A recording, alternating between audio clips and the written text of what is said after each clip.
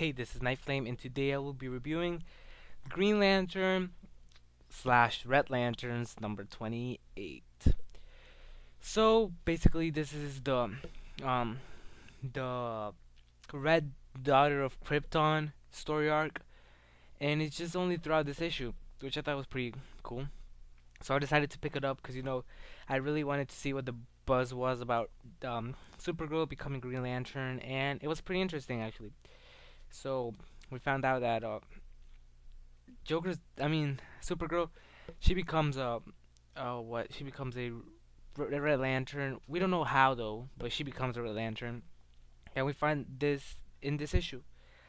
So, um, I enjoyed both of them, and I will be reviewing one by one. So I'll review Green Lantern first, and then Red Lantern. So right now I'm gonna in this video I'll review both, but right now I'm reviewing Green Lantern 28.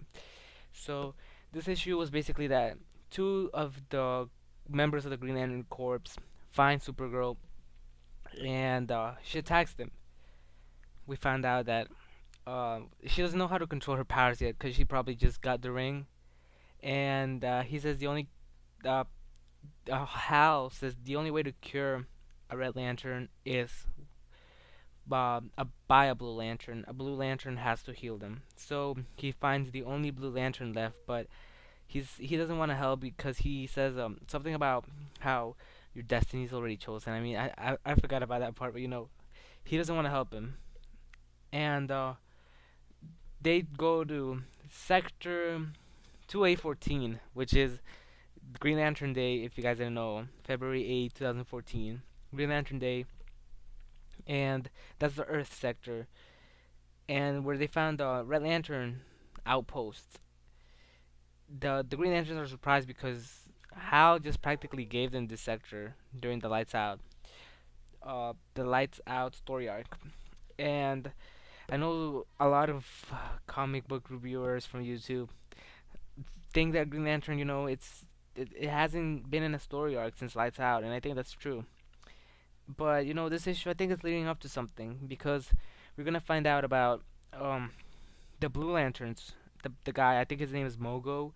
We're gonna find about I think next issue we're gonna find more about him, and it hopefully leads up to a story arc because everything that's been going on into Green Lantern was one shot story, one shot story, one shot story, and like I said, I really don't enjoy that. And now I give that side 7.5 because contrasted to the Red Lantern side, that was like a really weak. I'm sorry, the Green Lantern side was not my favorite between both. I mean, obviously the Red Lantern was for me, so it probably made the Green Lantern side a little bit weaker. That's why I give it a 7.5. But I still advise you to pick it up, guys. This issue is 2.99, and you get two issues. And now we talk about Red Lanterns. Red Lanterns was we find it's the continuation of the Shadow Thief battle, and I forgot his name, but I really have to know the Red Lantern name, but he basically was fighting with the Shadow Thief, and Ice, I think that's his ex-girlfriend. She was there too. She helped the Red Lanterns get the victory, and they celebrate. But then they get a call that somebody has invaded their sector. It's a Green Lantern, and they to go like fight them. I guess they go fight them. I really don't know much about the Red Lanterns, but it was just pretty interesting. Oh, Guy Gardner, yes, Guy. So, Guy, we find out that we don't find out, but he says, Hal Jordan asks him, what are you guys doing in Sector 2814? And and Guy says that, oh, Hal, don't you remember you gave it to me? And I'm just pretty happy because I really want the Red Lanterns to be on Earth rather than the Green Lanterns. This is something different. So we find out. The Red Lanterns are not bad people. We see the Atrocious storyline too. That how Atrocious is a Red Lantern now, and he's probably gonna kill one of Guy's Red Lanterns. I forgot. I really don't know their names.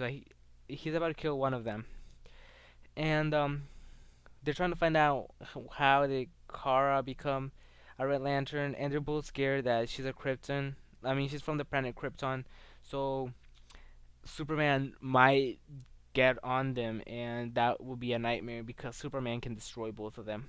So they try to figure out how to stop her, and the only way that uh they can like calm her down is by pushing her down to this like river of blood, which they do, and she comes down. And but she says what happened to me, and that's where the story ends. And I'm really intrigued by this. I mean, Red Lanterns was probably the best side of both of them, and I really enjoyed Red Lanterns. I mean, I want to pick up the next issue. We'll see what happens, but it was just really good. I give that a 9.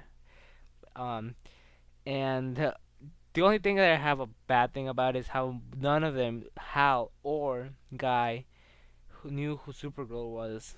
I mean, come on, Supergirl is a pretty mainstream character. I mean, I don't know how they haven't met her yet, or Superman hasn't talked about her yet. But I don't know how Green Lantern and Guy don't know her. But this story is pretty interesting, and I really want to know how Supergirl became a Red Lantern. So I give Green Lantern 7.5, I think, and Red Lanterns a 9. Thanks for watching. I hope you like this video. Subscribe